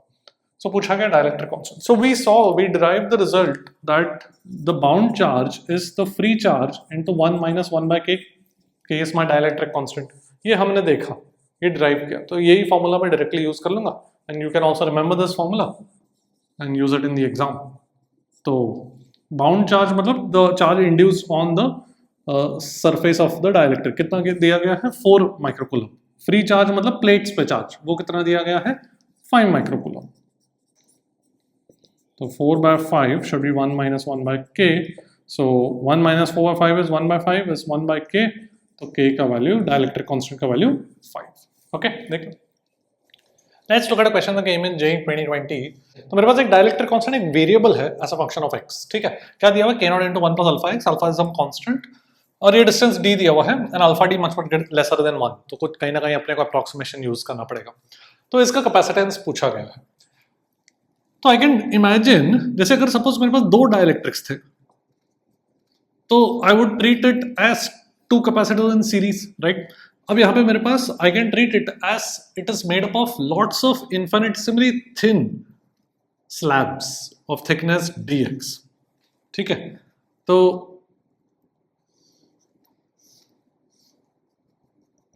Eight a distance x dx thickness का कैपेसिटेंस कितना बन जाएगा, epsilon naught a divided by thickness अभी dx है but I have to multiply by k, correct. And ऐसे बहुत सारे ऐसे इन्फिनिटेसिमली थिन कैपेसिटर्स बन जाएंगे, उनको भी मुझे सीरीज में ऐड करना है. सीरीज में मैं ऐड क्या करता हूँ, रेसिप्रोकल से ऐड करता हूँ. सो I will say 1/c equivalent would be, इसका रेसिप्रोकल को मैं ऐड करूंगा, ऐड मतलब यहाँ पर इंटीग्रेट करूंगा. ठीक है, तो इंटीग्रेट कर लेते हैं. तो I will have 1 by epsilon naught a, k का वैल्यू सब्स्टिट्यूट कर दे. k का वैल्यू क्या दिया, k0 into 1 plus alpha x. So k0 epsilon naught a integral dx over 1 plus alpha x 0 to d. ठीक है, तो यहां पर we will use an approximation because बोला गया कि alpha d is much much lesser than 1. तो alpha x 1 plus alpha x को बाइनोमियल अप्रोक्सीमेशन लगा सकता हूँ, क्योंकि ऑप्शंस में देखो उसी तरीके के कुछ है कि we have to, it is given मतलब we have to use some binomial approximation. नहीं तो इसका इंटीग्रल तो ln आ जाएगा, वो मुझे पता है, बट अपने को ln के टर्म्स में नहीं चाहिए, right. So I can say 1 plus alpha x raised to -1 is approximately 1 minus alpha x. ठीक है, तो ये बन जाएगा 1 over k0 epsilon naught a and this will become integral 1 minus alpha x 0 to d. ठीक है, तो ये बन जाएगा 1 by k0 epsilon naught a and इसका इंटीग्रल करूंगा मैं 1 का इंटीग्रल x लिमिट लगाऊंगा तो d minus alpha x square by 2 बन जाएगा, तो अल्फा d स्क्वायर बाय 2 बन जाएगा, राइट. तो दिस विल बिकम d बाय k0 epsilon naught a into 1 minus alpha d by 2. This is 1 over c equivalent. So c equivalent would be k0 epsilon naught a by d into 1 minus alpha d by 2. अब ये भी option है नहीं, अपने पास नहीं है ना, सब कुछ न्यूमरेटर में है ना, तो इसका मतलब again they are expecting us to use binomial approximation. इसको 1 minus alpha d by 2 raise to -1 करके मैं क्या कर दूंगा 1 plus alpha d by 2. ठीक है, तो इस तरीके से अपने को मोस्ट अप्रोप्रिएट आंसर ऑप्शंस में से सिलेक्ट करना है. ऑलराइट, नहीं तो अगर प्रॉपरली करना है, मतलब इस तरीके का क्वेश्चन अगर JEE एडवांस्ड में आया है, आई थिंक आया भी है similar question in JEE advanced, तो वहां पर क्या करेंगे ln यूज कर लेंगे, इसका इंटीग्रेशन ln के टर्म्स में आ जाएगा, राइट. ओके, देख लो. Let's look at a question that came in JEE 2022. तो मेरे पास एक कैपेसिटर है, उसमें डाइलेक्ट्रिक रखा हुआ, एरिया दिया हुआ 35 centimetre square, distance d between the plates 1 millimetre, dielectric strength दिया हुआ है. What does this mean? सबसे पहले तो इसका यूनिट्स देखो क्या, वोल्ट पर मीटर मतलब electric field. So it is what happens is जितना ज्यादा इलेक्ट्रिक फील्ड हम क्रिएट करेंगे इनसाइड द डाइलेक्ट्रिक, उतना ज्यादा चार्ज सेपरेशन होगा, electrons will keep going slightly away from the nucleus, right? But at one point, if you increase the electric field beyond a certain point, that electron will be able to escape, the bound electron will be able to escape from the field of the nucleus. तो वो free electron बन जाएगा, conduction होने लग जाएगा. So that's when we say that the dielectric breaks down.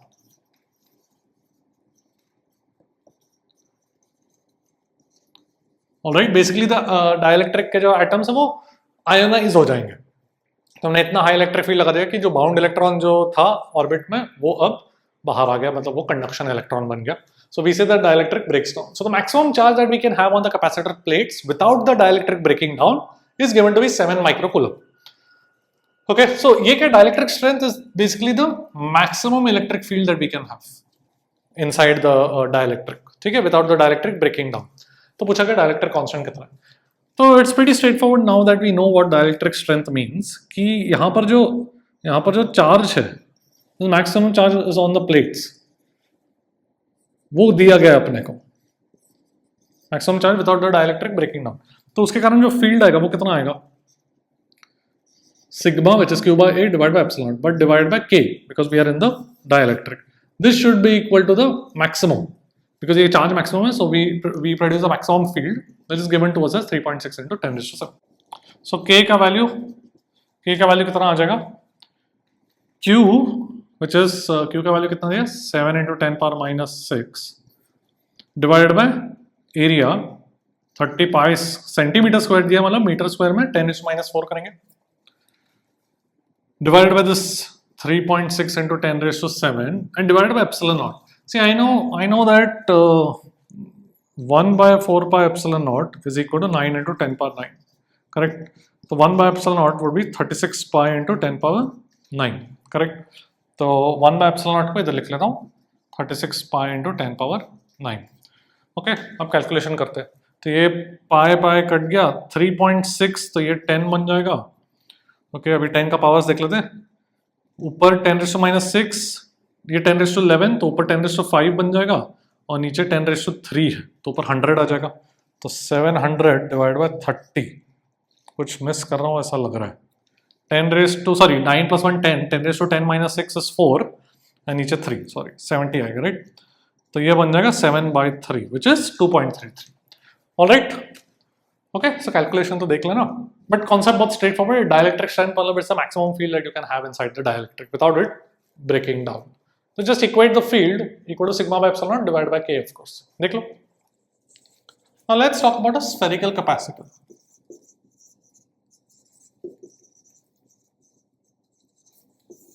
Generally spherical and cylindrical capacitors JEE mains के level पे नहीं पूछा जाता है, बट जस्ट इन केस अगर आ गया तो फॉर्मूला बेस्ड आएगा, अगर क्वेश्चन आया तो so we'll at least have a look at the formula, तो वो क्वेश्चन इजीली हो जाएगा।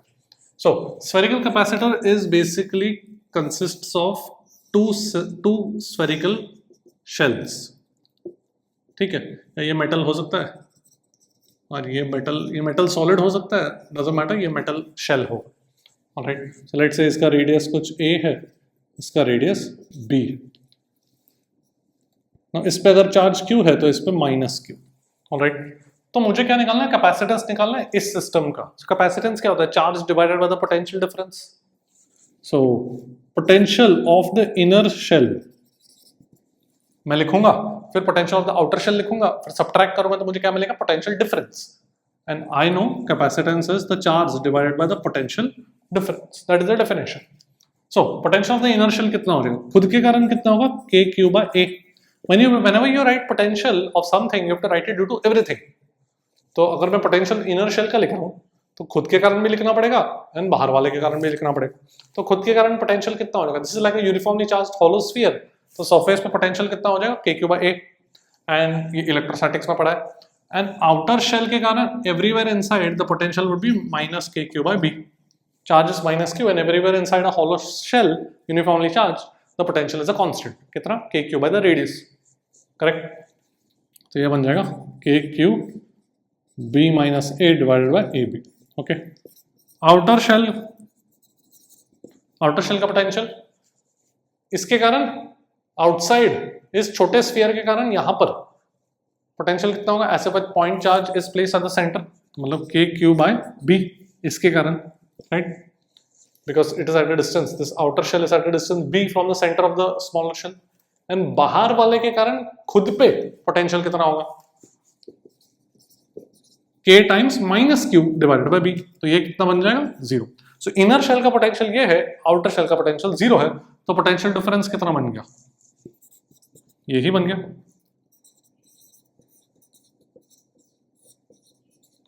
सो कैपेसिटेंस कितना बनेगा, q divided by delta B. So ये बन जाएगा ab divided by k times b minus a।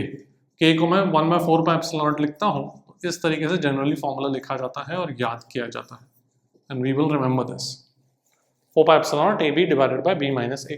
Okay, So ये मेरा रहा formula for capacitance of a spherical shell. अगर जेईई मेंस में है we can expect a formula based question. देख लो। Now let's talk about a cylindrical capacitor. Cylindrical capacitor में मेरे पास ऐसे दो शेल्स है, सिलिंड्रिकल शेल्स, ठीक है। इनर वाले पे अगर चार्ज क्यू बोलो तो आउटर वाले पे minus Q. Once again, I want to calculate the capacitance of the system. Let's say length L है, but we are going to assume long. The length is very long compared to this radius. So let's say the radius is A and B. Okay. So I want to find the potential difference between the inner and the outer shell. तो यहाँ पे potential difference कैसे निकालूँ? मैं electric field पहले निकालूँगा। तो electric field कैसे निकालूँ? I know how to calculate the electric field due to a uniformly charged hollow cylinder. कितना हो जाएगा? कैसे करेंगे? इलेक्ट्रोस्टैटिक्स में हमने पढ़ा है, इसका अगर चार्ज Q है तो आई विल राइट एक गॉसियन सरफेस कंसिडर कर लूँगा यहाँ पर at a distance r, correct.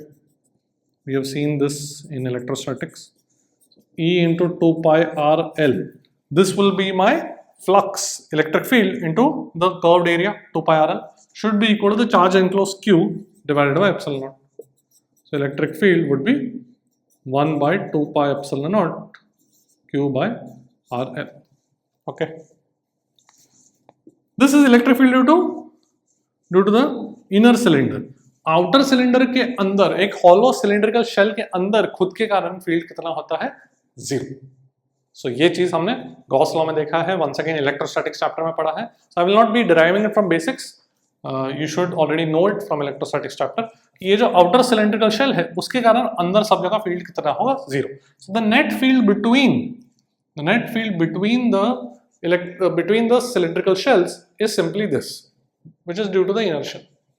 अब we want to calculate the potential difference. So potential difference में कैसे calculate कर सकता हूँ? E dot dr कर सकता हूँ with a negative sign, ऐसा होता है, right? So as I go from inner to outer, so I'll write outer shell minus inner shell should be minus E dot dr. Electric field is pointing from the inner shell to the outer shell because positive charge से negative charge जा रहा है, and dr is also going from inner to outer, radially away. तो यहाँ पे dot product हट जाएगा and electric field का मैग्नीट्यूड कितना है? Q by 2 pi epsilon naught RL into dr, ठीक है। तो इसको मैं इंटीग्रेट करूंगा, so outer minus inner would be Q by 2 pi epsilon naught L and dr by r का integral from inner radius to outer radius, correct. तो यहीं पे मैं कर लेता हूँ dr by r is ln r and limits लगाऊंगा तो ln b by a, right. dr by r का integral is ln r, limits लगाओ ln b minus ln a, ln b by a। So magnitude चाहिए मुझे potential difference का, वो कितना बन जाएगा? Q by 2 pi epsilon naught L ln b by a। अब सिंपल है, कैपेसिटेंस निकालना है। So capacitance is nothing but Q by delta V, तो कर लो 2 pi epsilon naught L divided by, तो ये वाला फॉर्मूला भी एक बार याद रख लेंगे तो अगर एग्जाम में आया तो ये सब पूरे डेरिवेशन करने की जरूरत नहीं है, you can just directly get the answer by substituting these values. Generally इस तरीके से ही क्वेश्चन आएगा अगर आएगा तो। ओके, ये रहा मेरा सिलिंड्रिकल कैपेसिटर, देख लो। That's it for today. आज हमने पूरा कैपेसिटर चैप्टर कर लिया है start to end. We have discuss parallel plate capacitor, उसका energy, we have talked about series parallel, we have seen dielectric, and ultimately we've seen spherical and cylindrical capacitors as well. So now बस थोड़े PYQs जो है last few years के वो कर लेना, majority तुम्हारे से हो जाएंगे। बस एक चीज़ ध्यान रखना कि काफ़ी सारे PYQs जो तुमको मिलेंगे ऑनलाइन, उसमें काफ़ी बार कैपेसिटर चैप्टर में करंट के क्वेश्चंस भी गलती से डाल दिए जाते हैं, लाइक RC सर्किट करके जो होता है रेजिस्टेंस वगैरह, that we will cover in the current chapter after we study the resistance. So ऐसा मत, डोंट गेट डीमोटिवेटेड कि अगर तुमने वो RC सर्किट का क्वेश्चन देख लिया कैपेसिटर PYQs वगैरह में एंड तुम्हारे से नहीं हुआ, that is because this chapter में I am not taught that is going to be part of the next chapter, current electricity. Alright, so I will see you next time and I will see you at the top.